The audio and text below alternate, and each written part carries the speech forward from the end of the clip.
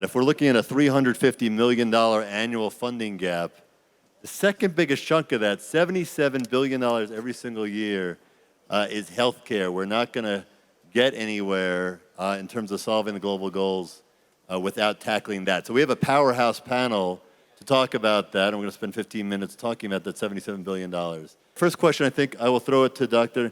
Ngozi. I mean, 2020 is a big year for you. You set out a goal, I think, to raise, what, 7.4, about $7 billion? $7 billion to try to immunize over the next 4 years, how about 300 million children? So tell us about that and how we're going to do that. Well, thank you very much. It's wonderful to be here and to see the energy in the room. I just wanted to start by giving you some good news. You know, in this field we're often talking of what we've not achieved and what we've not done.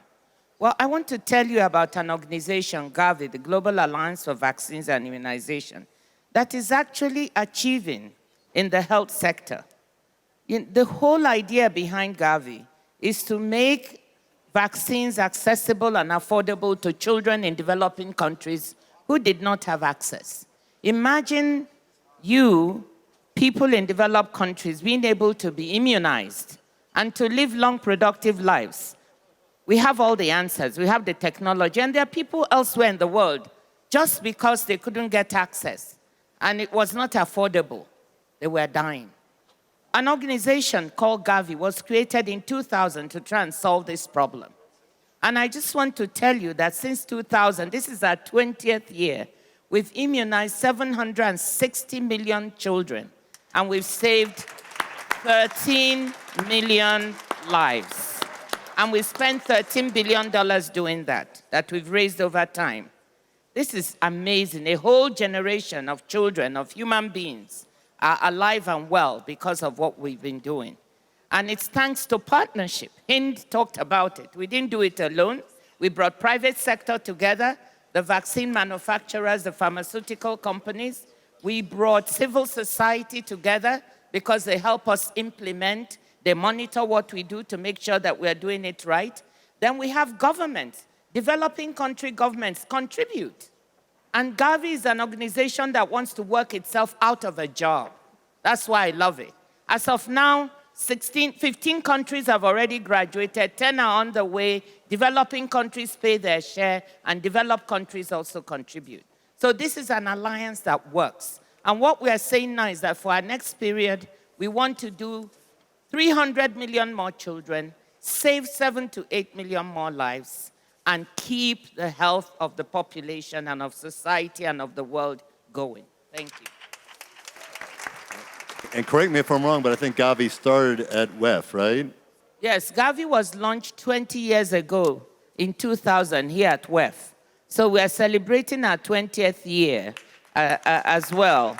And, I just wanted to put some smiles on your faces. Some good news, thank goodness. We need it, but the conversations we have here, think about 20 years from now, can make a difference. You founded, as well as your role with Global Citizen, you founded or co-founded Nigeria's Access Bank. Tell us about the role of philanthropy in Nigeria and what you've experienced and how it can help tackle this problem, this funding gap. Thank you, Randall. Ngozi has done wonderful work for the world, not just in health, in finance, in many other things. She's somebody I cheerlead for anywhere I see, and just keep it up. The world needs more people like you. Thank you. In Africa, the philanthropist is typically an entrepreneur, the face and probably the strong voice of a large domestic company. And so the role that they play goes, I think, way beyond financing. Africa really is the problem when we come to the SDGs. The reason why we are failing to meet those SDG expectations seems to be that Africa is failing in that regard. And unfortunately, our governments are challenged to rise and do what they need to do for a number of reasons. Financing is one. But I think the most important thing is actually capacity and accountability. And the good thing about the private sector, where the philanthropists emerge from, is that, to make money in the private sector, corruption aside, You must be good at something. You must demonstrate a capacity to deliver something. And the great thing is that when you put the private sector in touch with government and you have a listening government in Africa, great things happen. And that is where I see the role of philanthropy beyond the dollars. I mean, yeah, we can have a scenario where we raise $350 billion, but we don't know how to spend it. We don't make the impact. And so that's exactly what you should expect from philanthropy. I'll speak a bit more about the type of examples of what philanthropists bring to the table. Speaking of examples and models, Professor Zeltner, you are right now trying to figure out how to scale up, and you have to, obviously we need a new model to do it. We're not going to do it incrementally, we have to do it exponentially. What are you seeing in terms of what new models are working and what Sure. can we do to implement them? First of all, stop telling me Professor Zeltner. I get ashamed of that. Thomas is fine. Thomas. Okay, let me start with that. Dr. Tedros from the World Health Organization wanted to be here. He can't make it. Maybe he will show up because he was on another panel. Plus, and that's the reason I'm saying it, you have seen there is another health crisis emerging in China.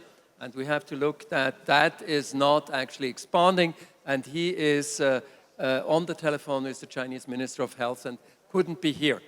But, and I come back to you, you know, when the Millennium Goals were started, and the Millennium Goals were a commitment of members of the member states, we were all very hesitant. We said, another paper. And if you look what the Millennium Goals have done, it's amazing. And I think with the Sustainable Development Goals, it's the same. We can do it. We can eradicate poverty. And I'm really looking at Gavi, and congratulations for 20 years.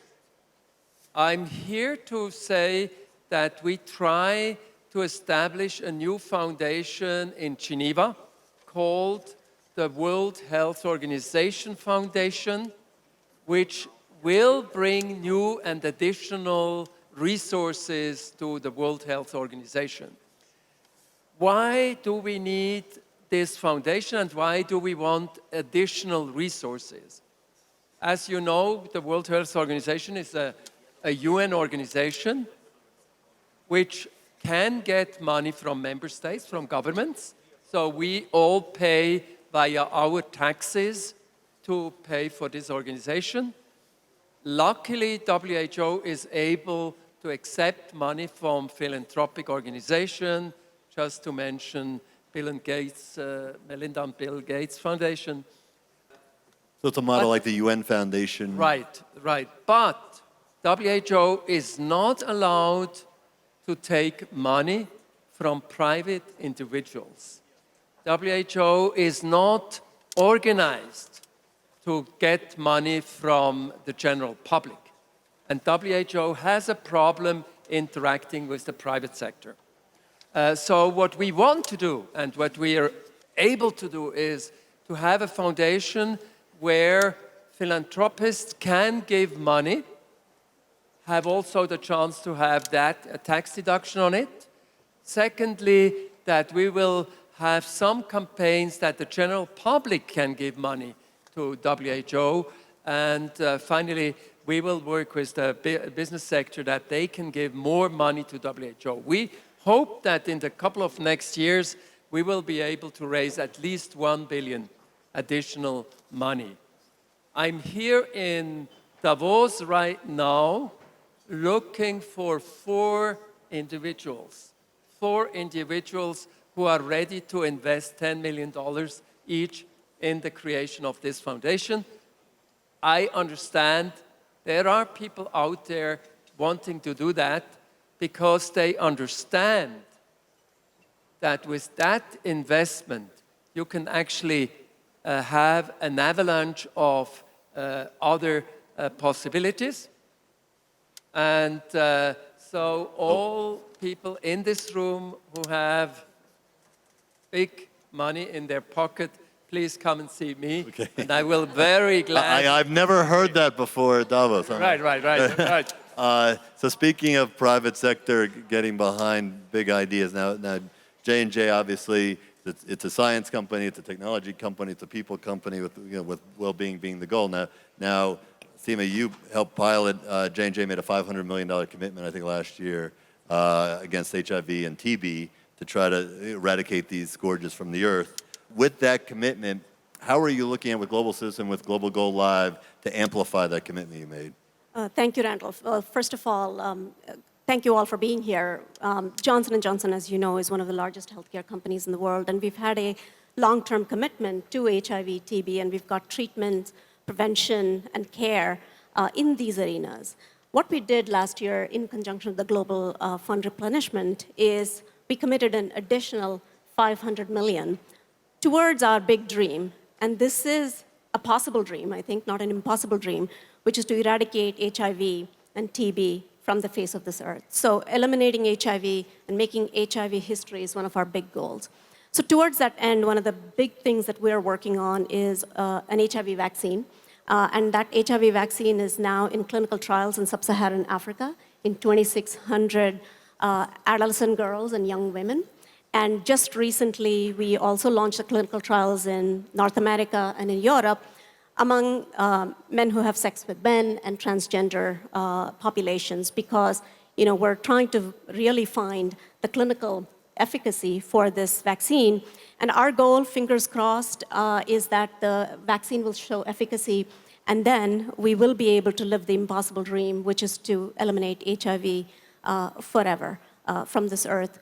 Just two more things I'll mention. One is that we just recently also deployed our vaccines for Ebola to the Democratic Republic of Congo, DRC, and to Rwanda, which is vaccinating its population against Ebola. And I think vaccines preventing, childhood, diseases is also an important piece of it. So Gavi, we are big partners with Gavi in this effort. So Global Goals Live, why is that important? Because I think it is important for us to bring the power of the multitude stakeholders who are involved in this fight, to bring them together. And I think Global Goals Live offers us an opportunity to bring the power of the unified coalition of multiple stakeholders working together. Davos theme this year, which is the stakeholder capitalism, I think that comes alive there at Global Goals. So very proud to be part of that and happy to be partnering on this. We're out of time, but I do want to give each of our panelists 30 more seconds just to to wrap up and push this forward. 2020 is an important year. We're 10 years away from the 2030 SDG goals. And so with this we have a benchmark here, what specifically are you looking at for how do you measure success in 2020 in terms of the SDGs? And again, if you have any ideas in terms of how Global Goal Live can accelerate that, I will start with you, maybe 30, 45 seconds, we'll go right down the line. I think the greatest blessing that any human being can enjoy is good health. And most human beings in the part of the world that I come from and I live in don't enjoy good health. Basically because primary health care in Nigeria is broken, and it's not just going to take money to fix it. It's going to take governance, it's going to take technology, it's going to take systems, it's going to take training hundreds of thousands of health workers and so on. And what we want to use Global Goals Live to do is to create a citizens movement that will engage Nigerians, international partners, private sector, and the government to fix this. We're going to start with one primary health care center in every local government area in Nigeria. There are 774. And we're creating a system that will ensure their sustainability for 5 years, and then transfer it to the private sector. We feel that the power behind this initiative goes way beyond 774 primary healthcare centers saving lives, because we have 30,000 healthcare centers that have been built over time that don't work. And if we do it for 1,000, I think we can get the other 30,000 working. 100 people treated in each primary healthcare center, 30,000, that means that you're talking literally 3 million Nigerians having access when today they don't have access. What you're doing is incredibly important. We're not going to solve global poverty if we don't tackle it, Nigeria has become the most important country in the world for this. So thank you for all you do. Thomas, 30 seconds, thoughts on how, what WHO and WHO Foundation sees as a benchmark here in 2020. Well, my message to you is that every individual counts. And I will tell you the story why this foundation will become a reality. There was one employee at WHO who went to the Director General in his office and said, listen, the way we're financed is not enough today. We need to do something. And he insisted and insisted until the Director General said, yes, we need to think about something like that philanthropy can get into WHO. So you see, one individual actually was at the beginning of this foundation. And I think about where you're sitting and whether you have access and ideas. Can you actually convince your business sector to do something in addition? And if we do that, I'm convinced by 2030, we will be able to eradicate poverty. And one of the key drivers to get out of poverty is access to health services. And that's the mandate of WHO, and we are committed to that, and we'll do it. There goes your 2020 goals, your 20th anniversary goals here. Well, let me say this. There are two things to keep in mind. Immunization, vaccination, is the plank for primary health care. And it is the platform for universal health care. It is the biggest issue. Prevention is better than cure. For every dollar we invest in immunization, we get $54 back in avoided healthcare costs. This is probably the intervention in the SDGs, at the center of SDG 3 and every SDG, that gives the highest rate of return. I'm an economist, and I've not seen anything like it. So that's the first point to take away. The second is, we are talking number of lives saved. You've got an organization, Gavi, that is successful. So what we want Global Goals Live to do is to help us keep scaling. We are looking to raise $7.4 billion, and we're well on our way to doing that. We want you to be ambassadors for us, to amplify our voice, so that we can save the next we can immunize the next 300 million children and save another 7 to 8 million lives. Thank you. Dima, last word. Yeah, so as we stand here at the dawn of a yet new decade, and we look at the progress we've made a lot of progress in science and technology and innovation. But I think we need to also make progress in the innovation, in implementation and delivery. And to that end, one of the key critical pieces that we need to work on is strengthening the healthcare systems and the healthcare workers. So one of the big goals for us at Johnson & Johnson is to really focus on the access piece and also the training of community healthcare workers who will be the critical linchpin towards getting our innovations to the last patient in the last mile. I think if there's a takeaway here, it's that convenings like this, partnerships, coalitions can make a big difference. So thank you for all of you are doing to tackle this enormous, enormous issue. We appreciate it.